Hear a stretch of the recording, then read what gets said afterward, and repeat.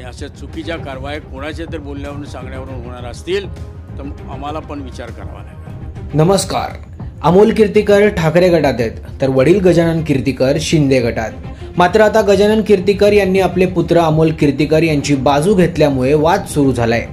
गजानन कीर्तीकरांच्या पत्नी आणि अमोल कीर्तीकरांच्या आईनं स्पष्ट सांगितलंय की आपण अमोल कीर्तीकरांनाच मतदान केलंय। हा शिंदे आमच्याकडे कितीदा येत होता, काय होता, तुमच्यापेक्षा किती लहान आहे तो, आणि आज तुम्ही त्याला सलाम ठोकणार, आम्हाला नाही बरं वाटत आहे, मला तरी मुळीच नाही। तर अमोल हा निष्ठावंत आहे, त्यामुळेच तो शिंदे गटात गेला नाही। त्याला शिंदे गटात येण्यासाठी अनेक आमिष देण्यात आली, मात्र तो ठाकरेंसोबत कायम राहिला। तो ठाकरेंची साथ कदापि सोडणार नाही असं बेधडकपणे गजानन कीर्तीकर म्हणाले।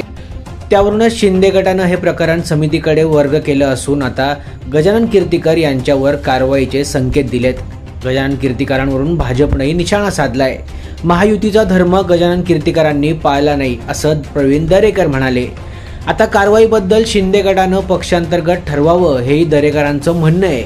पण इकडे शिंदे गटातीलच ज्येष्ठ नेते आनंदराव अडसूळ कीर्तीकरांच्या बाजूने आहेत। गजाभाऊ काय चुकीचं म्हणाले, कारवाई झाली तर आम्ही देखील विचार करू असा इशाराच अडसूळांनी एकनाथ शिंदेंना दिलाय। भाजपचे नेते त्या पद्धतीनं बोलतायत त्यावरून त्यांना गजानन कीर्तीकरांवर कारवाईची अपेक्षा आहे। आता 2-3 दिवसात काय कारवाई होते ते दिसेलच, मात्र कारवाई झाल्यास शिंदे गटातच नाराजीचा स्फोट होऊ शकतो आणि याचा फटका शिवसेना शिंदे गटाला देखील बसू शकतो।